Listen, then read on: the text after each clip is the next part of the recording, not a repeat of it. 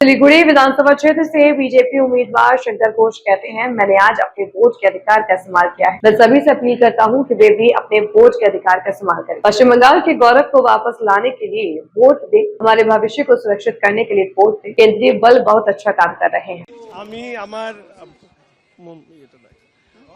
ভোটাধিকার প্রয়োগ করলাম এবং শিলিগুড়ির সমস্ত নাগরিক সহ আজকে 23শে এপ্রিল প্রতিটি বিধানসভা কেন্দ্রে যেখানে ভোট হচ্ছেন আমি প্রত্যেক নাগরিকের কাছে অনুরোধ করব আপনারা আপনাদের গণতান্ত্রিক অধিকার প্রয়োগ করুন। পশ্চিমবঙ্গের হৃত গৌরব সেটাকে ফিরিয়ে আনার লক্ষ্যে পশ্চিমবঙ্গের সভ্যতাকে রক্ষার লড়াইতে এবং তার পাশাপাশি আমাদের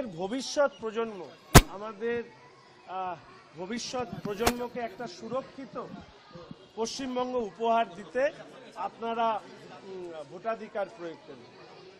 আজকে 23শে এপ্রিল পশ্চিমবঙ্গের মানুষ ভোট দিচ্ছে এক অন্ধকারময় অরাজক পরিস্থিতি যেটা রাজ্যকে গত 15 বছর ধরে গ্রাস করেছিল, সেই পরিস্থিতিকে বদলে দিতে পশ্চিমবঙ্গে নতুন সূর্য উদয় করবার জন্য আমাদের রাজ্যে এবার ভোট হচ্ছে সরকার পরিবর্তনের জন্য, এবার ভোট হচ্ছে ডাবল ইঞ্জিন সরকার তৈরি করবার জন্য, এবার ভোট হচ্ছে মাননীয় প্রধানমন্ত্রী নরেন্দ্র মোদী মহাশয়ের বিকশিত ভারতের সঙ্গে বিকশিত পশ্চিমবঙ্গকে মিলিয়ে দেওয়ার জন্য। আর সর্বশেষে আমি শিলিগুড়ির মানুষ আপনাদের প্রত্যেককে আমার অন্তরের কৃতজ্ঞতা জানাচ্ছি।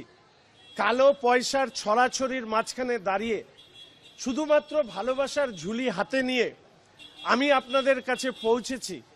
যে ভালোবাসা, যে স্নেহ, যে আপন করে নেওয়ার মানসিকতা আপনাদের, আমি আপনাদের কাছে চির ঋণী এবং আমি কথা দিচ্ছি যে আমাদের সরকার প্রতিষ্ঠা হওয়ার পরে শিলিগুড়ি শহর এবং উত্তরবঙ্গকে আমাদের উত্তর পূর্ব এবং উত্তরবঙ্গের মূল ভরকেন্দ্র হিসাবে প্রতিষ্ঠা করব এবং আমাদের শিলিগুড়ি এবং উত্তরবঙ্গের মানুষের যে উন্নয়নের প্রত্যাশা, সেই প্রত্যাশাকে পূরণ করব। এটুকু কথা দিচ্ছি যে শিলিগুড়ি হিলকার্ট রোডে কোনো ডাক্তারবাবু বা একজন সাধারণ নাগরিক সে মার খেলে দুষ্কৃতীরা অবশ্যই গ্রেপ্তার হবে। এটুকু আপনাদের ভরসা দিচ্ছি। সরকার গড়বার পরে আমরা নিশ্চিতভাবে কোনো ব্যবসায়ের উপরে কোনো দুষ্কৃতী আঘাত করলে আমরা তাদেরকে গ্রেপ্তার করব। এটুকু কথা দিচ্ছি শিলিগুড়ি শহর যে ড্রাগসের আওতায় চলে এসছে, সেই ড্রাগস মুক্ত শিলিগুড়ি শহর গড়ে তুলব। এবং সর্বশেষ বলবো যে আমাদের শহর এক অর্থে ব্যবসায়ীদের শহর, ট্রেডিংয়ের শহর।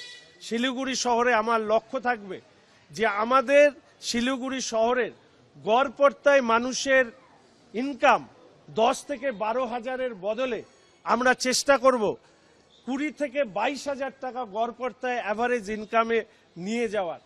এবং সর্বশেষে সবাই